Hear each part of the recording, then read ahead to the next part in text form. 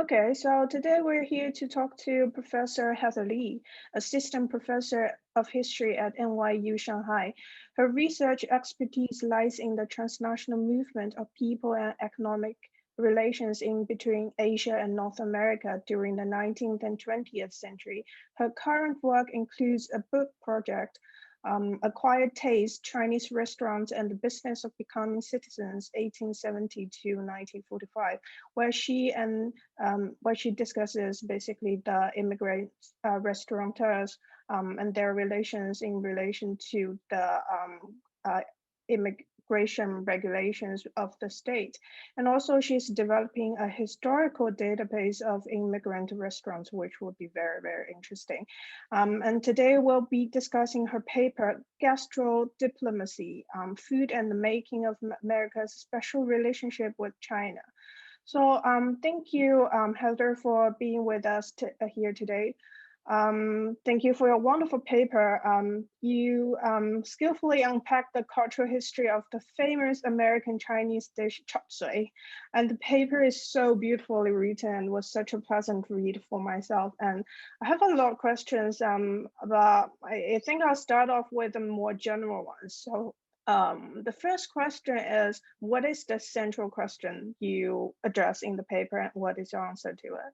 Yeah, so the question that I am interested in exploring is very basic, which is that Chinese food as a concept and as well as a consumer experience really only becomes known or visible to white Americans in the late 19th century, even though Chinese immigrants had been in the United States, opened restaurants, and in some way served the American public since as early as the 1850s, as Jaime Liu, for instance, has shown of California. So the question I was really trying to answer was why in the late 19th century that you have what has been described in newspapers as a chop suey fad in the United States, particularly that story being centered in New York. So I take up sort of Ren Qiuyu's question that he asks in a very wonderful paper from the 1990s about sort of what is chop suey and does it actually come from the United States, or was it invented in the United States, or was it an import from China? So I'm really talking about awareness. How do they become aware? And what do Chinese immigrants do in this moment of awareness? And I link it to the visit of Li Hongzhang first to New York, and as well as his tour across the United States in 1896, and really sort of unpack the way that his visit is discussed in American popular media, and how that sort of creates this new moment of what I call gastrodiplomacy.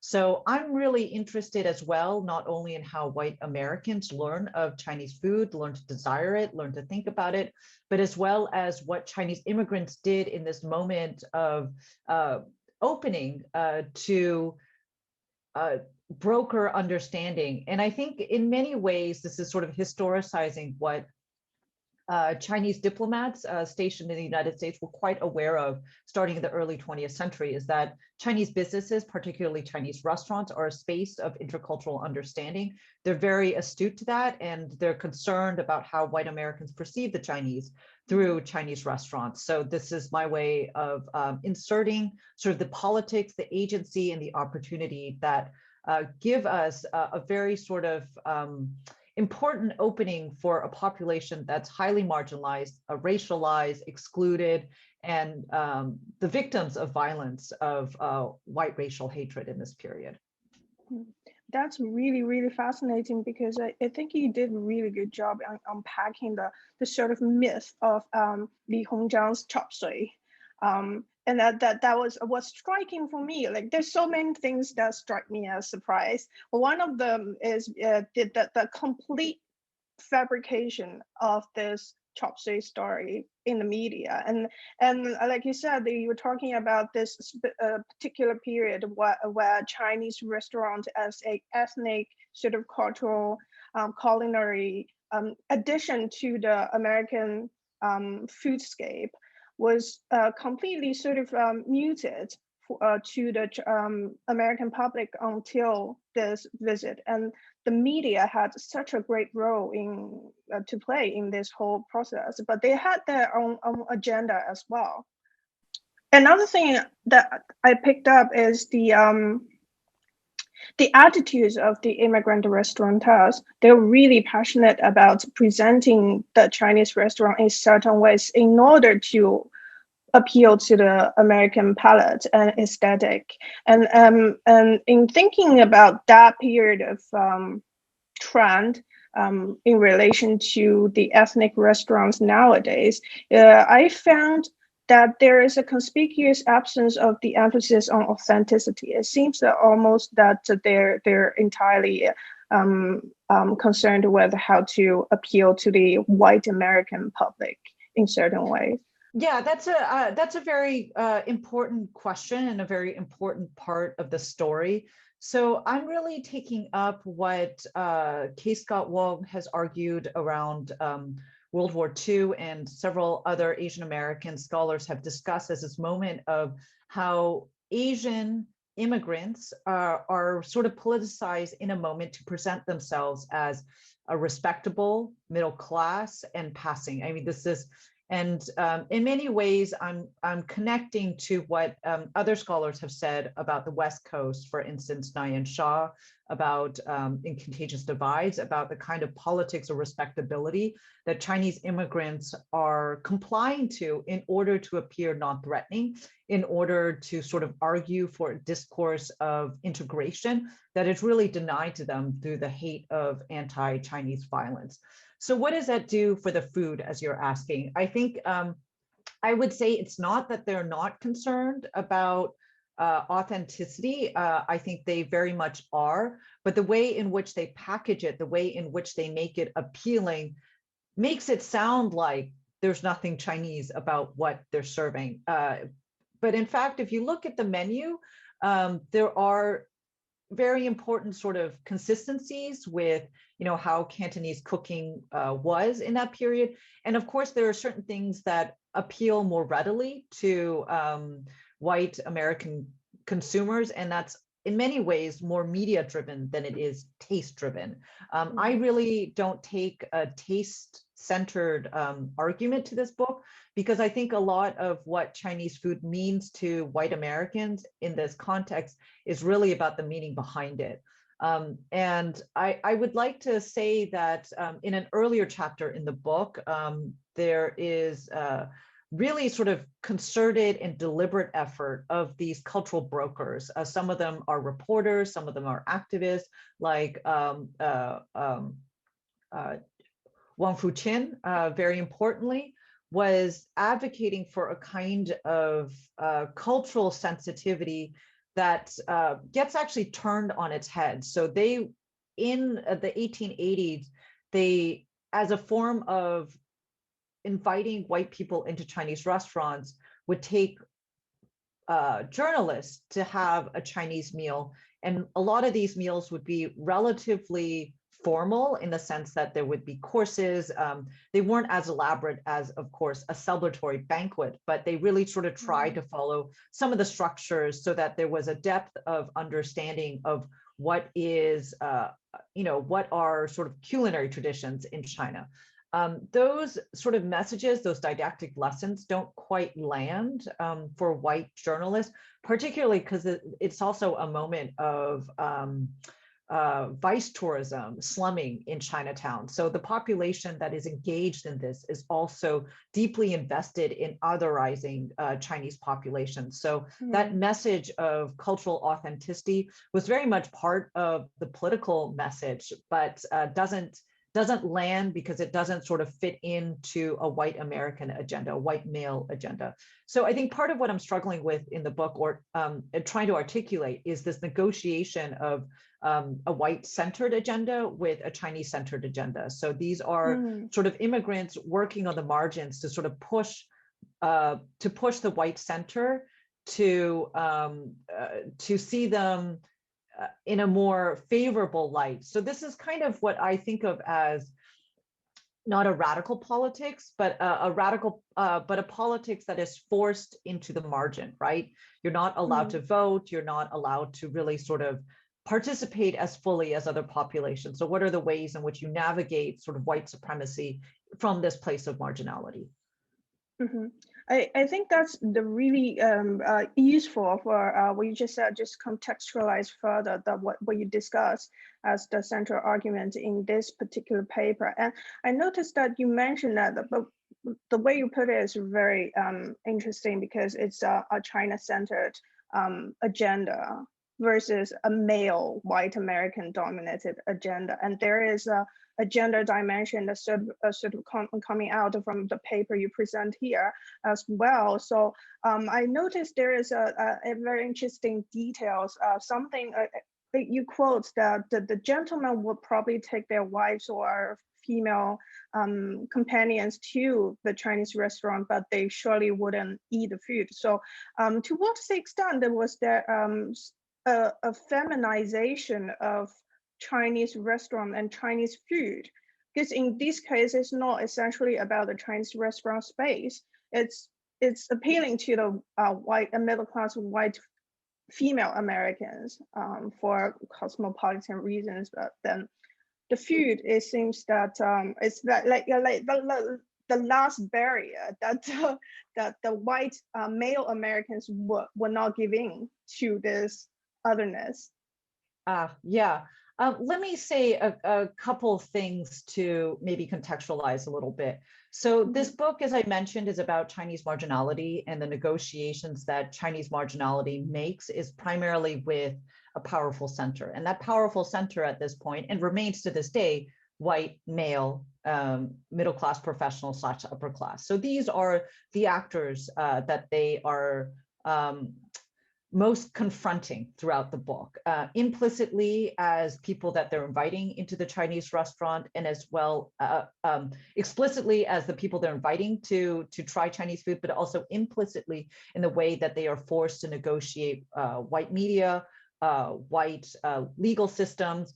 It's not that women are totally excluded from sort of white-centric forms of power, but they're certainly less powerful actors. And for that reason, I think the phenomenon that I'm identifying in the chapter that you referenced, this chop suey being a white female fascination, is not necessarily, shouldn't be taken on face value. It's important to remember that the earliest consumers of Chinese food in Chinatown were overwhelmingly white men, and as well as the people who patronized these chop suey restaurants that opened in the wake of Li Hongzhang all over New York and as well as other parts of the country were primarily male. So what does it mean that, you know, there's people saying, oh, white men are now taking their girlfriends to Chinese restaurants and they're eating white American food? It's really sort of a commentary on the shifts of white female consumer practices more than anything.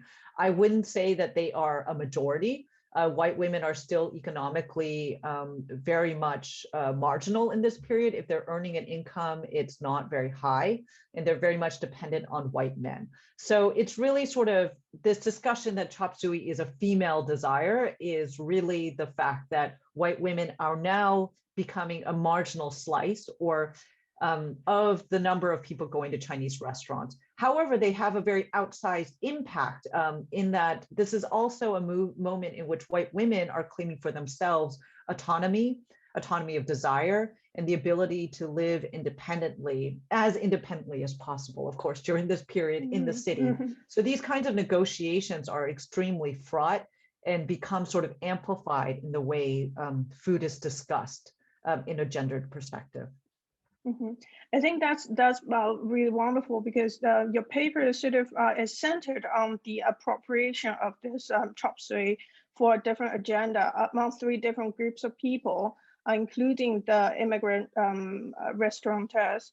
But also, if we tell the story from the white female perspective, they are also mobilizing this little new fat resources for their agenda to cover their very cosmopolitan identity sort of thing. So that's that all says how productive your paper is, because it opens up the whole new, it provides resources and opens up the new thinking directions for maybe other projects. I think we've covered some of the very interesting details that I picked up in the paper, and I'm curious what kind of interesting, like almost anecdotal kind of information that you picked up when you were doing the research. So I think a couple things that I want to add to our discussion is that the version that you saw focuses less on the conversation about white womanhood than another, where, you know, the chapter from which it's coming from. But I want to say, I think, two important things is that Chinese restaurants become defined as a white-only space, and a white-only space that's also about the erasure of the labor of Chinese men. And I just want to highlight, for example, the image of Edward Hopper called Chop Suey. That is the highest grossing at auction painting of a pre-World War II artist, $92 million sold at Sotheby's auction. This image centers two white women dressed in modern clothes of New York in the 1920s, and a couple in the background. And it's called Chop Suey. You can see the banner, the Chinese restaurant sign through the window of the painting. What I think is important to note is that there are no Chinese men, right? Chinese food itself is also not present on the table. So Chineseness becomes sort of a signifier for white modernity in this period. And I think what's also important to note is the exclusion of other racialized bodies. And, you know, New York is an international place. It is also a multiracial place. So not only are Chinese people not imagined, very importantly, but also Black bodies are excluded. And I go in the longer chapter of Chinese managers and also waiters being very uncomfortable at having to ask Black patrons to leave because their presence would not be tolerated by white customers. So it's important to remember that what we think of as gastroliberalism of white women or white men is also goes hand in hand with sort of a very exclusionary understanding of what modernity is. It's premised on the exclusion of racialized Chinese bodies and racialized Black bodies. So that's one point I would like to make. And the second part is that for white women in this period, this is also a becoming white. Whiteness is capacious enough for immigrant groups that are not quite white when we begin this story, but very much definitively white at the end of the story. So this is a process of whiteness in the making, and their engagement with Chinese food is one of a multifaceted vector of their sort of learning to see themselves as modern white women. But it plays an especially important role, I think, because of the way Chinese men are discussed as hyper dangerous to white womanhood and to white society. So I've said the word white quite a few times in this discussion, but I think what I want to emphasize is this story of food cannot be divorced from the racial politics in which it's embedded.